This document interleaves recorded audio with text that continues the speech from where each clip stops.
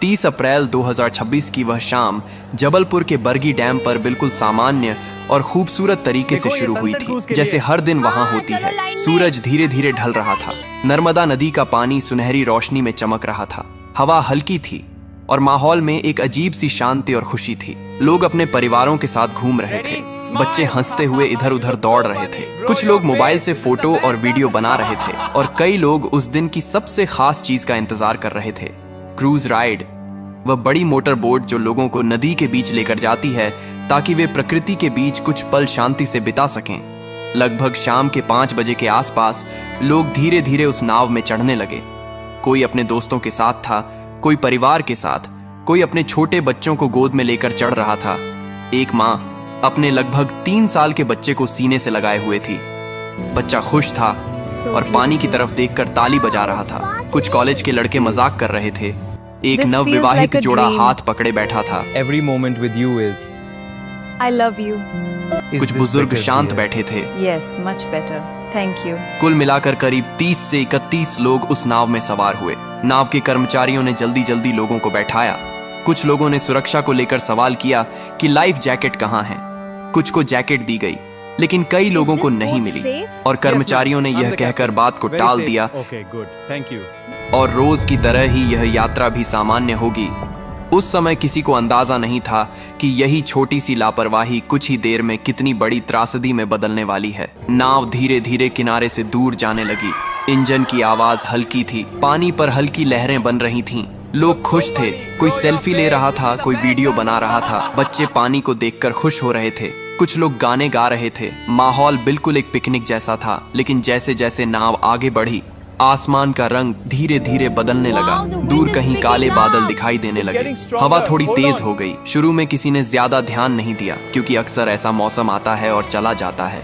लेकिन कुछ ही मिनटों में हवा की रफ्तार बढ़ने लगी। पानी में हलचल तेज हो गई। नाव हल्की हल्की डोलने लगी। कुछ लोगों ने चिंता जताई और कर्मचारियों से कहा कि शायद वापस लौटना चाहिए, लेकिन जवाब मिला कि यह सामान्य है और डरने की कोई बात नहीं है।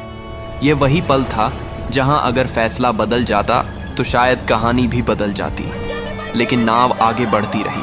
अब हवा और तेज हो चुकी थी। लहरें ऊंची उठने लगी थी। नाव अब पहले से ज्यादा हिल रही थी। लोगों के चेहरों पर मुस्कान की जगह डर आने लगा था। बच्चों ने रोना शुरू कर दिया था। महिलाएं भगवान का नाम लेने लगी थीं। कुछ लोग खड़े होकर संतुलन बनाने की कोशिश कर रहे थे।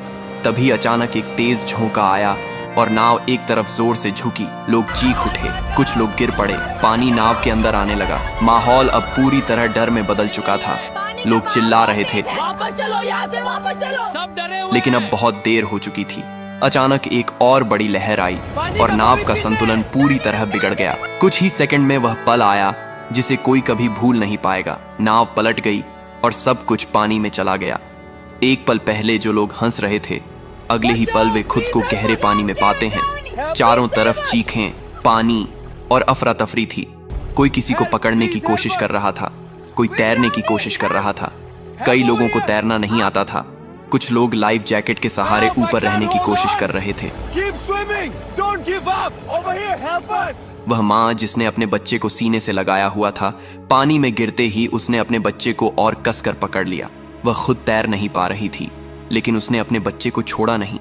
कुछ लोग एक दूसरे को पकड़कर बचने की कोशिश कर रहे थे, लेकिन डर और घबराहट इतनी थी कि कोई सही दिशा में सोच नहीं पा रहा था। इस बीच किनारे पर मौजूद कुछ लोगों ने शोर सुना और तुरंत मदद के लिए दौड़े। पुलिस और रेस्क्यू टीम को सूचना दी गई। कुछ ही देर में बचाव कार्य शुरू हुआ। नावें भेजी गईं। लोगों को पानी से निकालने की कोशिश की गई।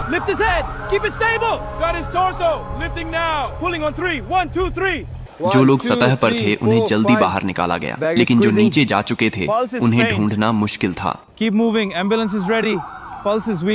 कई लोगों को बेहोशी की हालत में निकाला गया।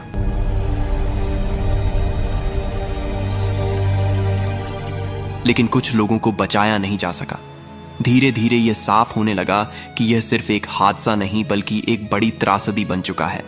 अस्पताल के बाहर परिवारों की भीड़ जमा हो गई। हर कोई अपने अपने लोगों के बारे में पूछ रहा था। किसी का बेटा अंदर था। हर एम्बुलेंस के आने पर दिल की धड़कन तेज हो जाती थी, लेकिन कई बार जवाब उम्मीद के खिलाफ होता था। कुछ लोग हमेशा के लिए चले गए थे। कई परिवार टूट चुके थे। बाद में जांच में सामने आया कि मौसम की चेतावनी को गंभीरता से नहीं लिया गया, नाव को समय पर वापस नहीं मोड़ा गया और सबसे बड़ी बात, सभी यात्रियों को लाइफ जैकेट नहीं दी गई। यह एक ऐसी गलती थी जिसकी कीमत कई जिंदगियों ने अपनी जान देकर चुकाई।